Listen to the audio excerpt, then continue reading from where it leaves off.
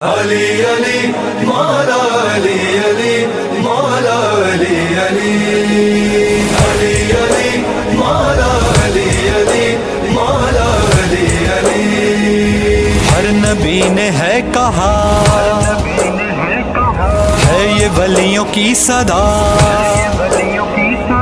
हर नबी ने है कहा علي علي है ये वलियों की सदा। علي علي हाँ खुदा नूर जली हक है, शाह मर्दान अली हक है, शेर यज़दान अली हक है, हक है शाह मर्दान अली हक है, शेर या यज़दान अली या अली अली अली मौला। आई जब बिनते असद काबे की दीवार के पास, बोला काबा के मिलेगा।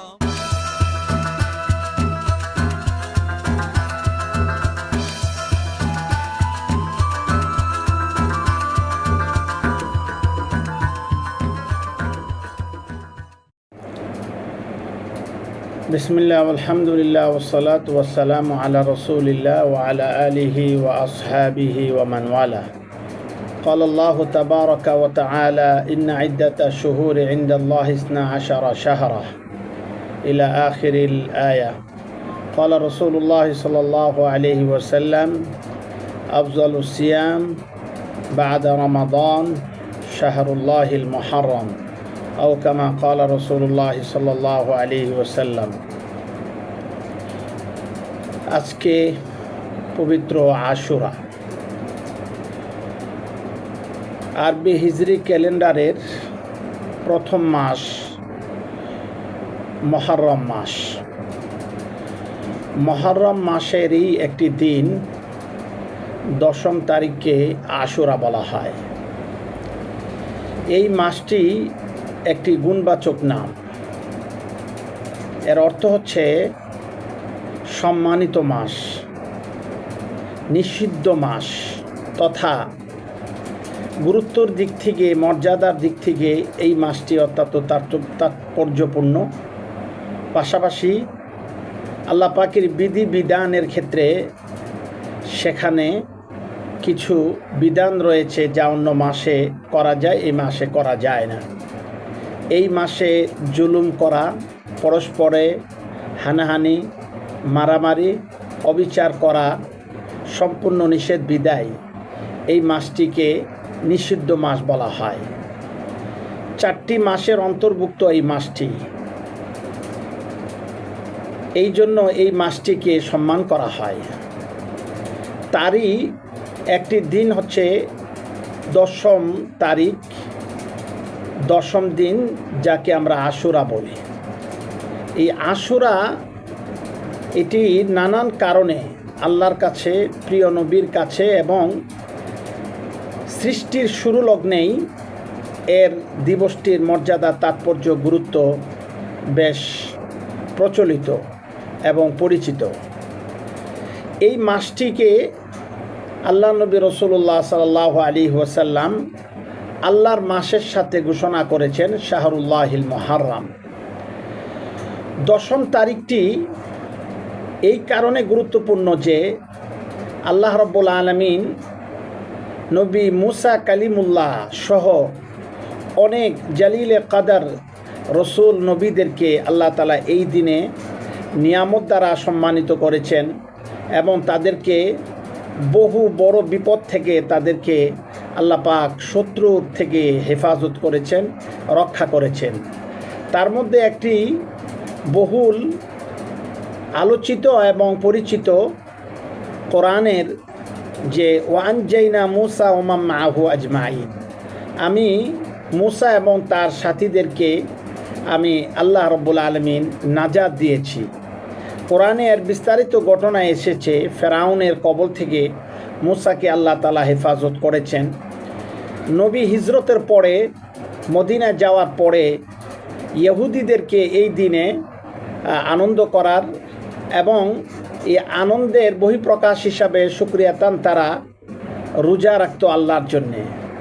আল্লাহ নবীজি, বিশ্ব নবীজি তাদের এই অবস্থা দেখলে রসুল বললেন, তোমরা কেন এরকম আনন্দ উদযাপন করছো এবং তোমরা রোজা রাখছো। তখন তারা নবীকে এই কথা বলে তাদের নবীকে বললেন যে আমরা মুসা নবীর উম্মত, আমরা নবী মুসার অনুসারী। নবী মুসাকে আল্লাহ তাআলা শত্রু বাহিনী তথা ফেরাউনের অত্যাচার থেকে, জুলুম থেকে এই দিনে আল্লাহ পাক নবীকে উদ্ধার করেছেন, নাজাত দিয়েছেন এবং ফেরাউন ও তার দলবল তাদেরকে নিমজ্জিত করেছেন। এর শুকরিয়া তান আমরা আনন্দ করি, রোজা রাখি। তখন আল্লাহ নবী বললেন, নাহনু আহাক্কু বিমূসা মিনকুম ফাসামাহু আমারা বিসিয়ামিহি। নবী বললেন, মূসাকে অনুসরণ করার দিক থেকে আমি তোমাদের চেয়ে বেশি অগ্রগামী। নবী পরবর্তীতে রোজা রাখলেন, সাহাবায়ে কেরামকে রোজা রাখতে নির্দেশ করলেন। তবে আল্লাহ নবীজি কথা বললেন, সুমু ওয়া খালিফুল ইয়াহুদ, তোমরা আশুরার দিনে রোজা রাখো, এদের বিরোধিতা করো। তার মানে হচ্ছে তারা রোজা একটি রাখে, তোমরা রোজা একটি নয় একাধিক রোজা রাখবে। এই জন্য আল্লাহ নবীজি রাসূলুল্লাহ সাল্লাল্লাহু আলাইহি ওয়াসাল্লাম পরবর্তীতে বললেন যে একাধিক রোজা রাখবে। এই একাধিক রোজা রাখার ক্ষেত্রে অনেকগুলো পদ্ধতি আছে। তার মধ্যে 9-10 এই মহরম রোজা রাখা বা 10-11 মহরম রোজা রাখা। এছাড়া অতি উত্তম হয় 9-10 এবং 11 মহরমে রোজা রাখা। তবে অন্তত একটি রোজা হলেও রাখার কথা হাদিসে পাকে বলা হয়েছে। এই দিনটি আসলে হিজরির 61 সন পর্যন্ত এই দিবসটি ছিল কেবলই নাজাত এবং আল্লাহর পক্ষ থেকে নিয়ামত পাওয়ার এবং আল্লাহ পাকের অনেকগুলো কুদরতের ঘটনা সংঘটিত ঘটানোর দিন এবং তাৎপর্যপূর্ণ মর্যাদাপূর্ণ দিন ছিল। কিন্তু কালক্রমে এই দিনটি একটি বেদনাদায়ক হয়ে উঠেছে যখন রাসূলের ইন্তেকালের 50 বছর পর 61 হিজরিতে কারবালার প্রান্তরে মর্মান্তিক এবং বেদনাদায়ক ঘটনা ইসলামী ইতিহাসে ঘটে গেল, যাকে আমরা কারবালার ঘটনা বলি। অর্থাৎ ইমাম হুসাইন রাদিয়াল্লাহু তাআলা আনহু যে কোনো কারণে তার খেলাফত এবং রাষ্ট্রীয় উত্তমতার দিক থেকে লক্ষ্য রেখে কুফাতে যাওয়া সমীচীন মনে করেছেন। পরবর্তীতে ইয়াজিদ এবং তার বাহিনীর সম্মুখীন হয়ে বাতিলের সামনে মাথা নত করার জন্য তাকে বাধ্য করেছিলেন। কিন্তু উনি নবীজির দৌহিত্র, হকের জান্ডাবাহী, উনি বাতিলের সামনে মাথা নত না করে উনি যুদ্ধ চালিয়ে উনি শাহাদাত বরণ করেছেন এবং আহলে বাইতের অনেকেই শাহাদাত বরণ করেছেন। ইসলাম বিজয় লাভ করেছেন, ইমাম হুসাইন শাহাদাত বরণ করেছেন। এরপরে থেকেই বলা হয় ইসলাম জিন্দা হুতা है হার কারবালা কে বাদ, অর্থাৎ সত্য ন্যায় ইনসাফ এটি প্রতিষ্ঠিত হওয়ার একটি প্রতীকী যুদ্ধ হলো কারবালা। এই কারবালাকে কেন্দ্র করে মুসলিম উম্মার মধ্যে দুটো ভাগ বর্তমানে লক্ষ্য করা যায় অতীত থেকেই। একটি হলো শিয়া আর একটা হলো সুন্নি। আসলে সুন্নি আকিদা এবং শিয়া আকিদার মধ্যে কিছু পার্থক্য আছে বিদায় সত্যিকার যারা মুসলিম তারা এই দিবসটিকে কেবল শুকরিয়া এবং ইবাদত বন্দেগী করার, এই ক্ষেত্রে রোজা রাখার কথা বলা হয়েছে, তওবা ইস্তেগফার করার কথা বলা হয়েছে, শুকরিয়া আদায় করার জন্য বলা হয়েছে এবং প্রয়োজনে সদকা করার কথা বলা হয়েছে এবং সর্বশেষ আহলে বাইত ইমাম হুসাইন সহ আহলে বাইতের সকলের জন্য দোয়া করার কথা বিশেষভাবে বলা হয়েছে। এর বাইরে